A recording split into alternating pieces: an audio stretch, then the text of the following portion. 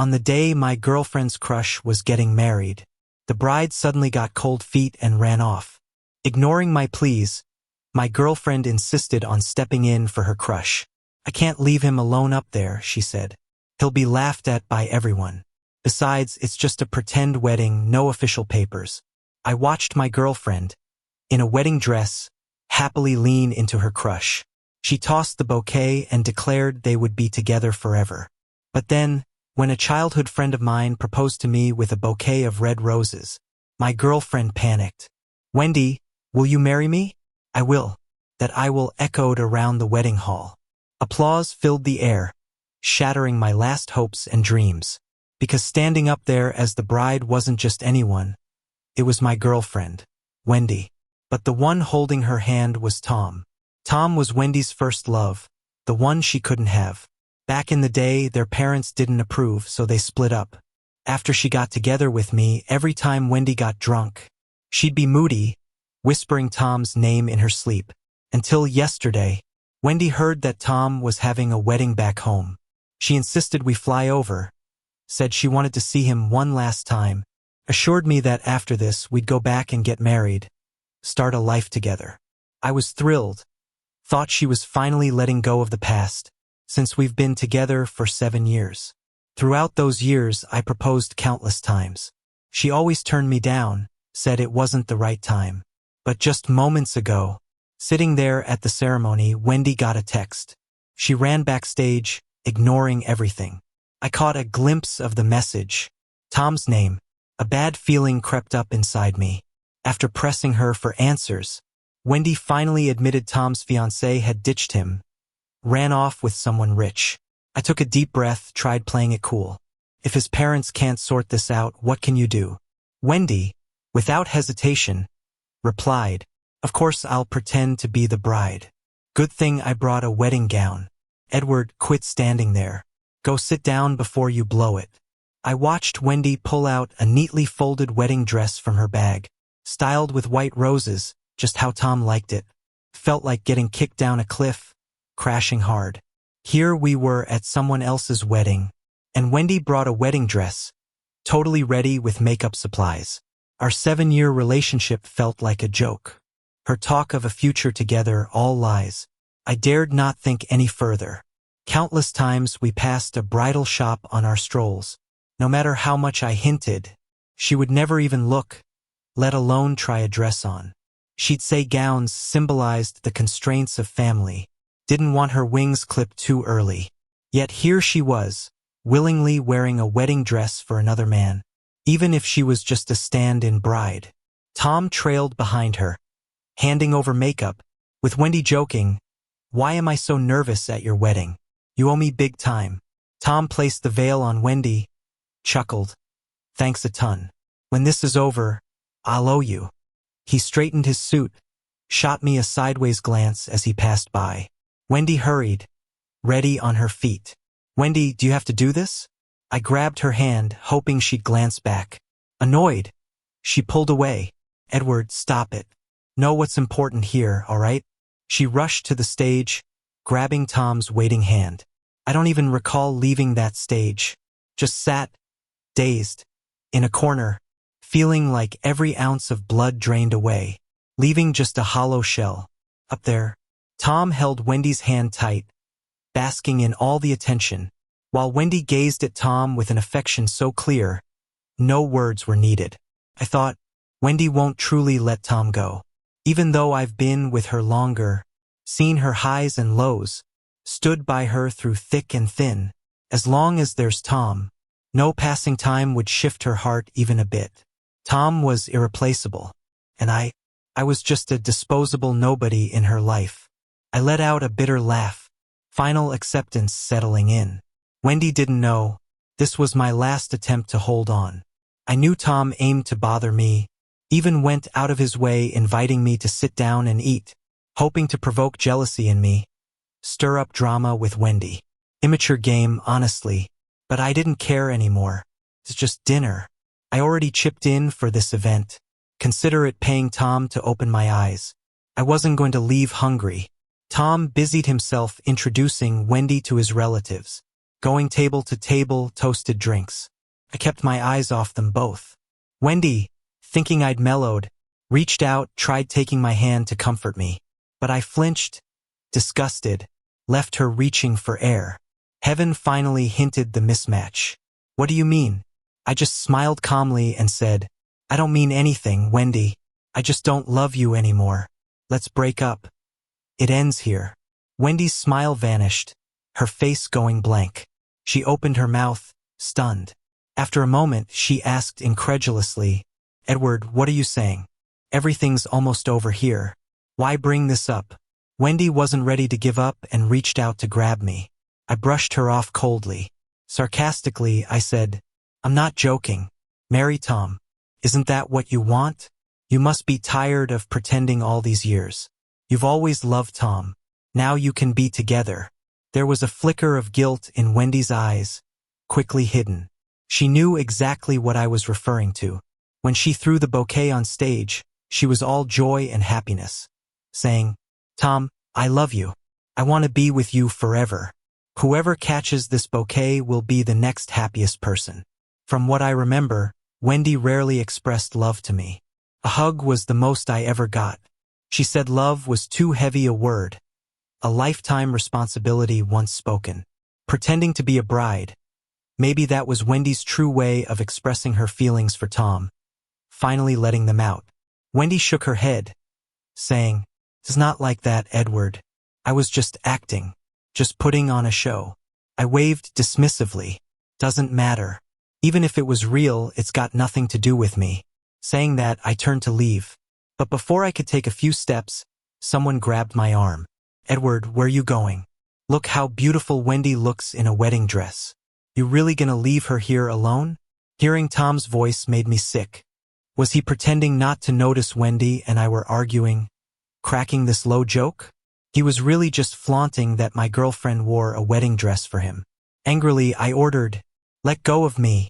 Before I could yank free, Tom lost his balance and fell back, crashing into the doorframe. Wendy shrieked, rushing to help Tom, asking worriedly, Tom, are you okay? Hurt anywhere? Tom winced, pained but forcing a smile, shaking his head. I'm fine, Wendy. Had too much to drink, couldn't stand right. Edward didn't push me, don't blame him. Tom was willing to take a hit to make Wendy worry. And just like that, blame it on me. As Wendy rubbed Tom's sore back, she turned and shot me a sharp look. Edward, you've gone too far today. Tom is innocent. Be mad at me if you want. I chose to help. With that, Wendy protectively stood in front of Tom, afraid I'd hurt him again. I rolled my eyes, ready to snap back, when Tom spoke first. Sorry, Edward. Folks here love their gossip. If they knew my fiancé ran off, my parents and I couldn't show our faces. But I don't want to ruin things with you and Wendy. If you're mad, I'll clear it up. Tom looked determined, ready to dash on stage. But before he took a step, Wendy stopped him. With concern, she said softly, Tom, you'll always be my best friend. I'd never leave you. Don't go, you can't handle it. With that, she glared at me, saying, Edward, don't you know how cruel people can be? Tom can't handle the rumors. Do you want to push him over the edge? Tom was as manipulative as ever, making me look like the bad guy crashing their party. I shrugged, speaking directly. Wendy, are you deaf or blind? I didn't push him, and I'm not stopping you two from getting married. Go get your marriage license, seal the deal. Stop messing with others. Wendy blinked repeatedly, not expecting me to be so indifferent. She thought I'd argue or fight Tom, not push her away like this. She frowned, ignoring me, and said, Throwing a tantrum has limits, Edward. I'll go change first, then we'll talk. Seeing Wendy's easing attitude, Tom grew visibly anxious, tugging Wendy's dress, looking pitiful. Wendy, you leaving? But, never mind. Just moments ago, disgusted by me, Wendy turned patient with Tom. Tom, is there more I can do for you? Trying to seem casual, Tom said, No, just a local custom. We're supposed to do a mock bedroom prank. But if it's tough, you can leave. I'll figure it out. Wendy, unwilling to let him endure anything, quickly reassured, It's just a prank. Leave it to me. I handled today won't let you down now. Tom hugged Wendy, giving me a smug smile. Wendy, don't know what I'd do without you. Since that's sorted, I'll set up where Edward stays tonight. Before I could respond, a cool voice cut in. No need, I'll take him home. Surprised, I turned to see it was a friend I'd known since childhood. Emily. Emily's eyes were slightly closed. She was scrutinizing Wendy with a tone that had a hint of questioning. Wendy, didn't you say you were bringing Edward to someone else's wedding? How come you're tying the knot yourself? A flash of embarrassment crossed Wendy's face. She quickly broke free from Tom's embrace and cleared her throat. Emily, if you don't know something, don't talk nonsense. You have no place meddling in my and Edward's matters. Emily let out a cold snort, calmly walking up to Wendy. Juggling two relationships, is that something you enjoy doing? What you don't cherish, others will. Emily took a step back and directly hooked onto my arm. I understood Emily was standing up for me, afraid I might be bullied if left without support. I cleared my throat and corrected her. Emily, Wendy isn't exactly juggling. I've already broken up with her after all. There was a glint of light in Emily's eyes, barely noticeable. She directly looked at Wendy. Wendy, since you two have broken up, why don't you just make a good life with Tom? After all, I like Edward too. Wendy's face flushed with anger. She gritted her teeth and started cursing at Emily and me. You two are just shameless. Edward, how could you betray me and hang out with Emily? Tom tried to smooth things over, wearing a fake smile. Wendy, it's probably the wedding that made Edward jealous today. He brought Emily on purpose to make you worry about him. He loves you too much to fall for anyone else. Wendy calmed down a bit, shot me an understanding look. So that's it, Edward. You're too petty, just trying to get my attention. Before she could finish, Emily interrupted, facing both of them directly. Wendy, stop flattering yourself. Clinging to Edward really lowers your worth. And you, Tom, drop that pretentious act. We're not buying it. I heard you guys planning to crash the bridal chamber outside. Fine, Edward and I won't intrude. May you quickly have a kid and stay locked together. Emily's words were sharp and cutting. Wendy and Tom's faces went pale, unable to react. Emily had already pulled me away by then, leaving behind a whirlwind. Wendy seemed like she wanted to follow me, but Tom's voice quickly followed. Wendy, don't leave me behind. As expected, Wendy agreed with him. All right, don't worry, I got you. I walked away quickly, pretending not to hear anything. A cool breeze brushed by, and I felt freer and lighter than ever. A few messages popped up on my phone, all from Wendy. Edward, afraid of being exposed on the spot, I can only text you now. Don't be stubborn. I have some things to handle here. I'll go back tomorrow night and make it up to you properly. We'll get the marriage certificate this week. I looked at Wendy's messages and just felt done with it. Her feelings seemed so cheap. I didn't want them anymore. My phone showed she was still typing. I went right ahead and blocked her, deleting her as a contact. I calmed myself and asked Emily to drop me off at the company entrance. On the way, Emily kept comforting me, telling me not to be upset. Even after getting out of the car, she still wasn't reassured. I smiled at her and said, "Don't worry about me. I'm really fine. Thanks for standing up for me today." Emily hesitated for a moment, then suddenly looked directly at me. Edward, I meant every word I said today. I was a bit startled. I've always known Emily's feelings. Since we were young, she never hid that she liked me. But after I started dating Wendy, she tactfully stepped back, only sending me careful holiday wishes. Each Happy Dragon Boat Festival or Happy Mid-Autumn always carried a hidden I love you. Turns out, I'm not the only fool in this world. These years, she hasn't changed, still instinctively protecting me the way she used to. I sighed and spoke. Emily, you're a great girl. Though I've broken up with Wendy, you know her persistent nature. I'm afraid. Emily shook her head. I don't care about that. Hold on a sec. She hurriedly opened the trunk, pulling out a huge bouquet of deep red roses, just as bold and brilliant as she was. Emily smiled radiantly as she walked toward me, her eyes holding a spark. Edward, I'm very clear about still liking you. It's been many years. Can't let you go. Give me a chance. Okay? They say dating starts with a bouquet. Let me pursue you, will you? At this moment, it was like fireworks exploded in my heart, the kind needing a lifetime to clean up the ashes. I admit I was a bit moved. Emily's love was honest and open. She loves me. She stands with me openly and gives me the best of everything. Clearly, I have a great person by my side, but I've foolishly mistaken Wendy for someone special. Why can't I see through it? Why did I let her down? I gently ruffled Emily's hair, saying softly, liking someone, going after someone, that's your right. You don't need anyone to give you permission. Emily's eyes sparkled, full of light. So, does that mean you're okay with me pursuing you? Emily is great, kind, sweet, and worthy of someone putting her first.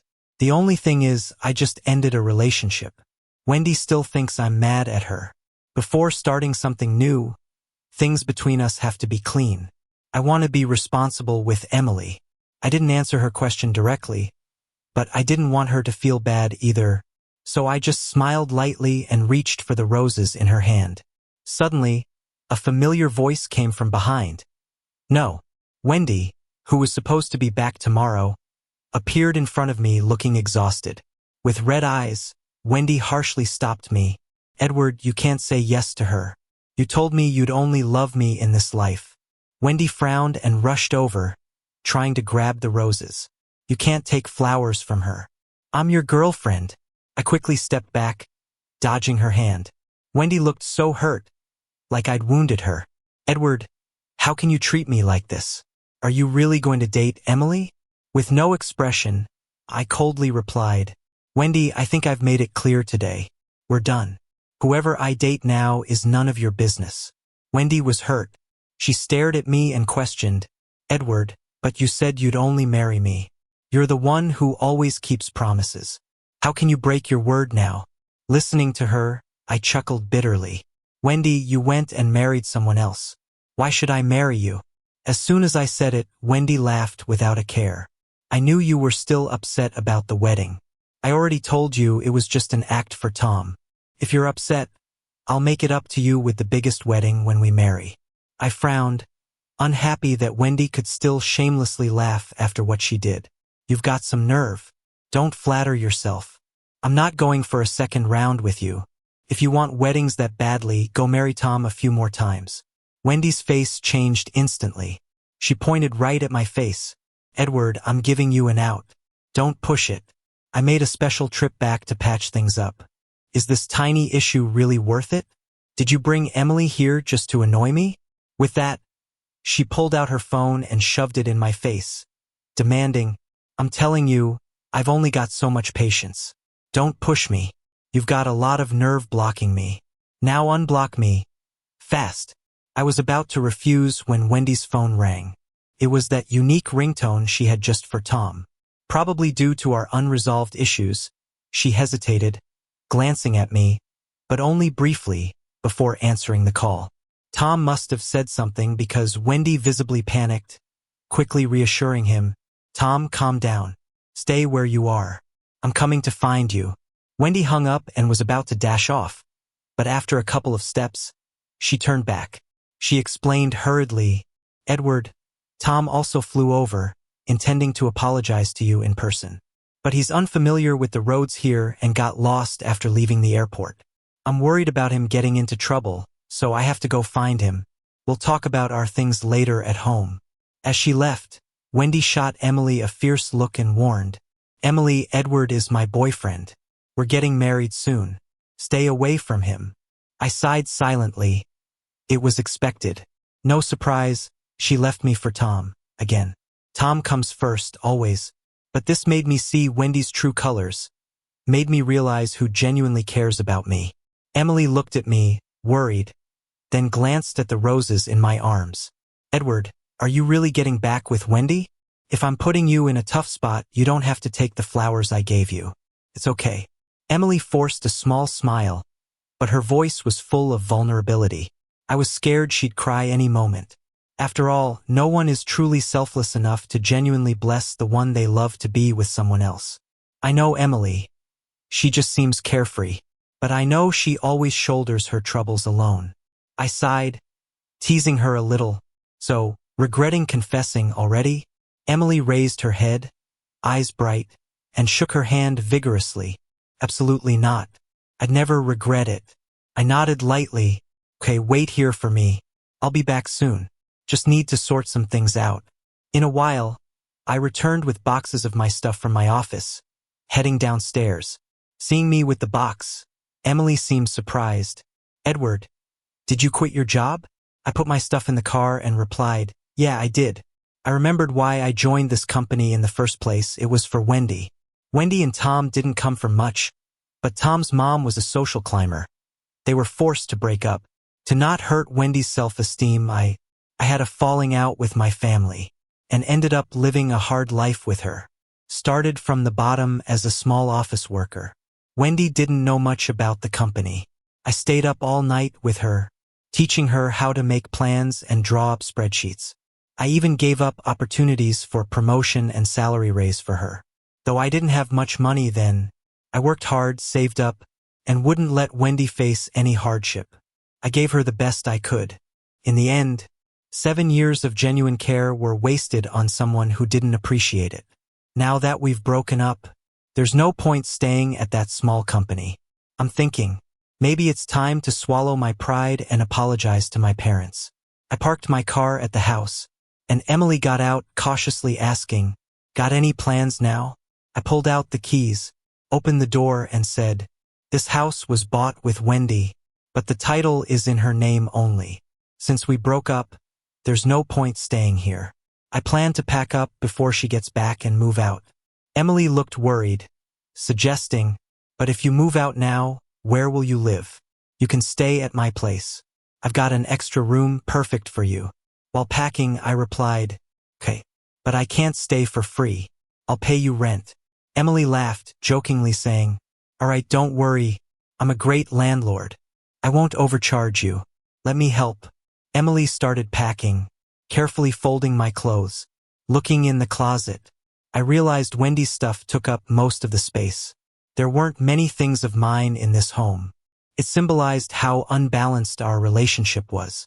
Emily kindly prepared a guest room, got all the new essentials. Wiping the sweat from their forehead, Emily smiled. Hungry? What do you want for dinner? Surprised, I asked. Emily, you can cook? Emily pretended to be hurt, saying, we grew up together. How can you not know? Hearing Emily, I looked down. Ever since I started dating Wendy, I lost my social circle, always revolving around her. Emily joked, they say the way to a man's heart is through his stomach. I playfully flicked Emily's forehead, laughing, seriously, get off the internet.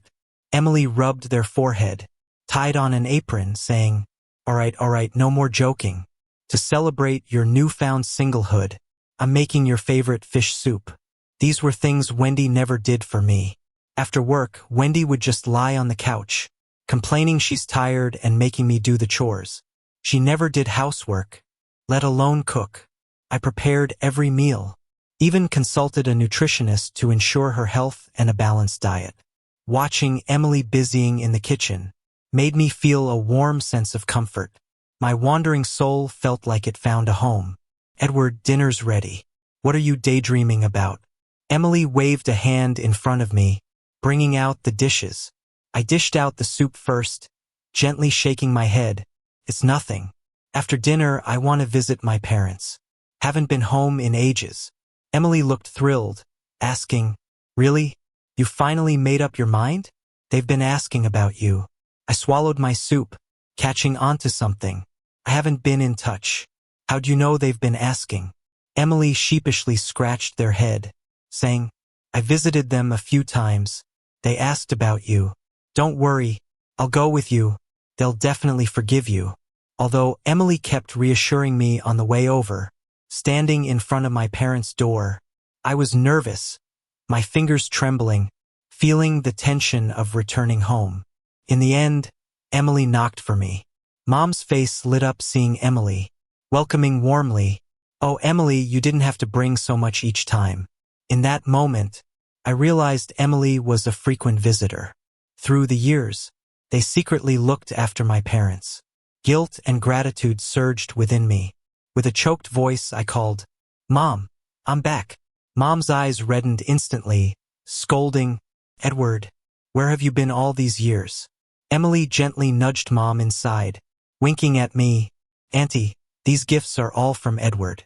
Let's go in and chat." Soon, Dad emerged from his study, now looking much older than before. Thanks to Emily acting as a glue, my parents didn't scold me too harshly. Hearing about the breakup with Wendy, both seemed relieved. Dad had said back then, "People like Wendy, he's met many in business. We wouldn't last." I once thought it was just his bias, never expecting him to be right. On the way home, I finally felt a sense of relief I had never experienced before. I took a deep breath and said to Emily, "Emily, why don't we try dating?" She looked at me, stunned. After a moment, her eyes started to tear up, and she nodded, saying, "Okay." Even though Emily and I made things official and moved in together, I still wanted to give her the respect she deserved. We started a new life together, and I felt happier than ever over the next few days. But then, a week later, an unexpected guest showed up at our door. That evening, Wendy came over with Tom in tow. Seeing Emily and me together, she looked annoyed and barked, "Edward, you've been messing around long enough. It's time to come home." I frowned, not pleased. Maybe Wendy thought I would never really leave her, or maybe she was just used to having me around and deceiving herself. After all, I had made things crystal clear between us. With a sigh, I said, slightly impatient, "Wendy, I'm tired of saying this. We've broken up. Plus, you have Tom now, so stop bothering me." Tom stepped forward, looking a bit pitiful, and said, "Edward, you got it all wrong. I just didn't want any misunderstandings between you and Wendy, so I came here myself. It's my fault. I got lost after leaving the airport." He added, "Wendy didn't abandon you on purpose."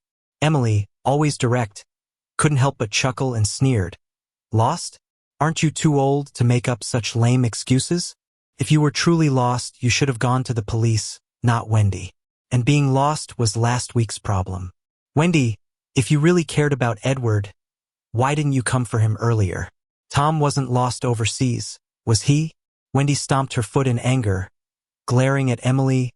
"Emily, who do you think you are to talk about Tom like that?" "You know what, Wendy, she's right. It's my fault." Tom chimed in, trying to act all buddy-buddy, and then held up a thermos. "Edward, don't sulk with Wendy. It's all on me. Wendy didn't come find you because I got sick when I arrived, went to the hospital several times. She can be harsh with words sometimes, but she's really soft-hearted.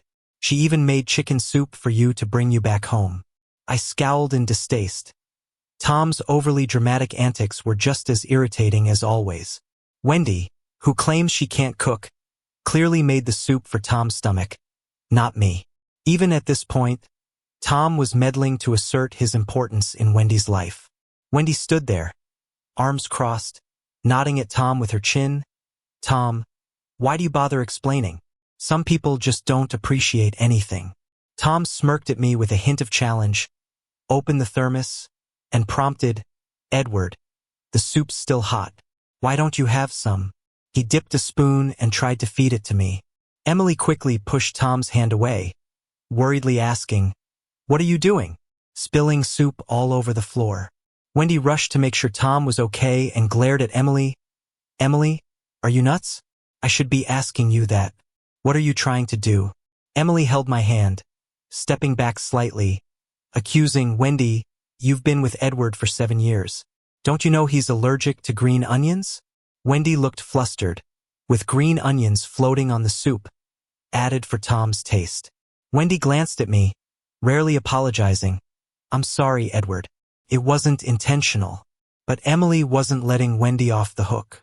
She glanced at the spilled soup and said, "Right, it wasn't intentional. There's barely any meat in this, not even a chicken leg. Probably all went into someone's belly, leaving scraps for Edward." Emily hit the nail on the head, making Wendy's face turn red and white, not daring to meet my eyes. Annoyed, Emily waved dismissively, All right, no need for you two to hang around here any longer. Wendy, if you can't cook, don't bother bringing junk.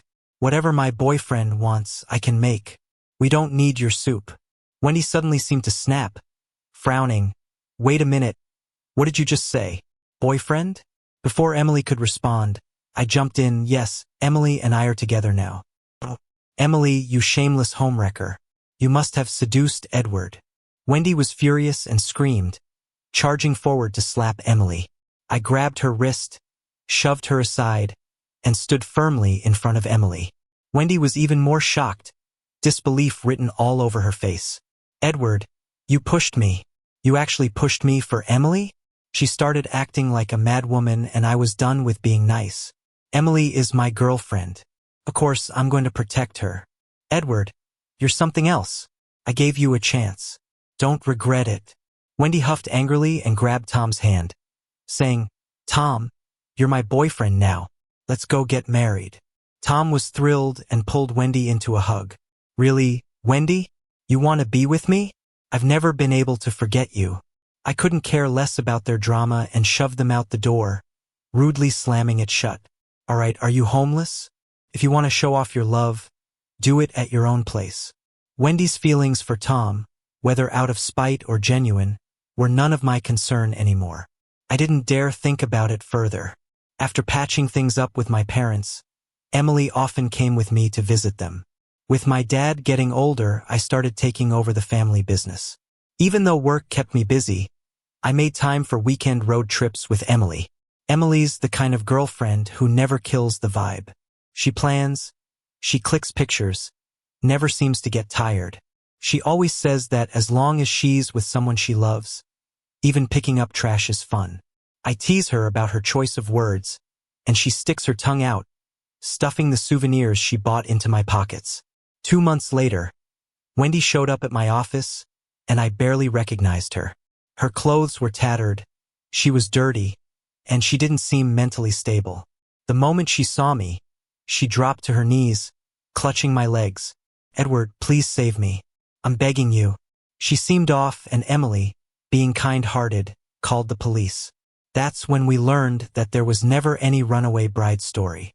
All of it was a trap set by Tom, who conspired with his parents to lure Wendy in because they saw her making headway in the city. They wanted to swindle all her money and make her their servant. Wendy was used to a lavish life and couldn't cope, earning her beatings for any mistake. She lost everything, her body covered in bruises, reduced to a wreck. After escaping, Wendy explained everything to the police, and Tom and his folks got arrested. I sighed deeply, not really feeling sorry for Wendy. She got what she deserved. After leaving the hospital, Wendy shadowed me for a bit, trying to fix what we had. I ignored her, just handing her a wedding invitation. She stood there, stunned. Soon after, Emily and I threw a grand wedding. I noticed a familiar figure at the entrance. It was Wendy. She didn't come inside, just watched from afar as I pretended not to notice. I focused on sliding the ring onto Emily's finger, my eyes only on her. At that moment, I held happiness tightly in my grip.